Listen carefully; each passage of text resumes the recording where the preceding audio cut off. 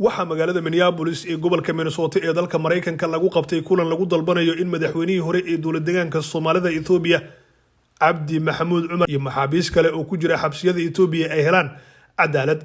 dadweynihii ka soo qayb galay kulankan ayaa dalbaday in maxaabiista uu ku jiro madaxweynihii hore la sii daayo isla markaana ay helaan xorriyadooda iyo dadka kale ee Soomaalida ku xiran xabsigan. madaxweynihii hore ee dowlad deegaanka Soomaalida Ethiopia Cabdi Maxamuud Cumar ayaa xabsiga ku jira tan iyo 2019 waxaana jiray dhowr jeer oo kala duwan oo maxkamad la horgeeyay walow aan wax xukun ah lagu ridin. waxaana jira dad badan oo sida madaxweyne Cabdi u xiran arrimo siyaasadeed oo haddana dowladda Ethiopia ay dhawaan ka sii daysay xabsiyada. dadweynaha kulankan isugu yimid ayaa sheegay in madaxweynihii hore Cabdi Maxamuud Cumar uuna helin marnaba wax cadaalad ah ayna tahay sababta maanta ay isugu yimaadeen sidii loo heli lahaa inuu helo cadaalad. Cabdi Maxamuud Cumar uma xirno faldambiyeedkii dadka asaga ka hooseeyay ama Tigreegu ay sameeyeen uma xirno wixii nagu dhacay Soomaalidu ilaa Muqdisho to Boosaaso wixii ka dhacay uma xirno.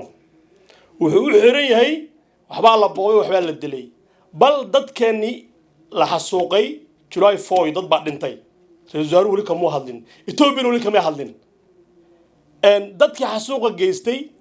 waxa weeye ilaa eegana marayo waxa weeye maanta ka dagaalamaya canfarta sanray marayaan maanta Tigre way soo socdaan lama haysto dadkii asaasay TPLF xasuuqa geystay 1500 ruux oo xirnaa wala sii daayay 350 bilyan oo birna wala sii oo loo geeyay maqala reesaar Abiy Ahmed waa ninka ugu fiicnaa tan iyo intaan aragno nin halka ka soo muuqdo basically dhisan academiga waxa uu East Africa idil laga dareemay dadkii waxaana ku soo dhaweeyay meeshan Minnesota shacabkan meesha fadhiyo 99% way joogeen.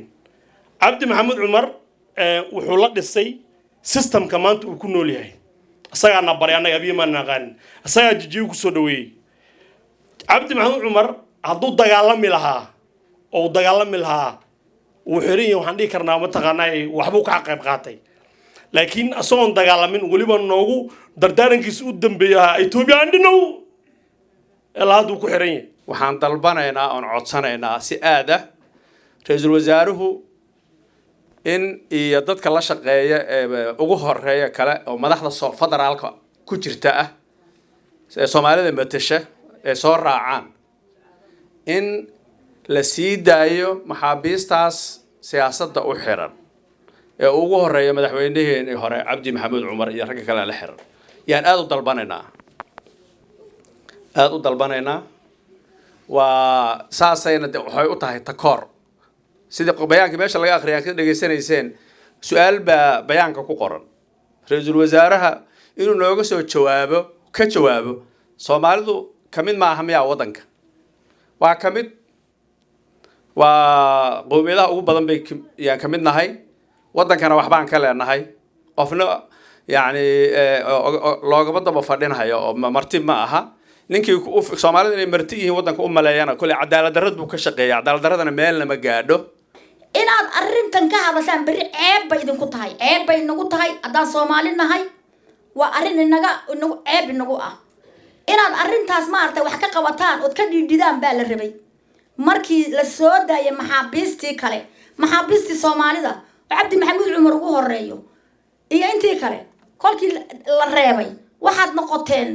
ma aragtay dad aan waxba ka hadlay waxna ka dhidhiyeyn marka waxa weeyaan arrinta inaad ka dhidhideen baa la rabaa arrintu ma aha inaad dad caydid ama aflagaadis ama xumaysid laakiin waxa laga hadlaa mowqifkaaga meeshuu taagan yahay iyo Soomaalinimadaada ayaa laga hadlaa Cabdi Maxamed iyo dadkan la xidhan iska sidaaya soo daaya hadda شرفك الراعة سودايا وباقى نيدرينو عصينا وين وقرتها انت لو نوحي عصير إيسا دادك إنا سيدي سان ساسا نمضنا لليه لكرا أنك مدعوينها أنكي هوري العلا اللي وحري إنو اسكي حدنا هذا إيا دادك اللي حدن يبقى انت كبض العبد إنو حدنا هذا مرة من إيا انت اللي حدن jirtay maxaabiis fara badan oo Ethiopia arrimo siyaasadeed u xidhnayd waxaan tirsanaynay maxaabiisteenu marka horeba qaabka lagu qabtay ee madaxweynihii dowlad deegaanka Soomaalida Cabdi Maxamed Cumar uu ugu horeeyay in aan loo soo marin sifo sharci ah oo sifada loo qabtay ay ahayd sifo sharciga ka baxsan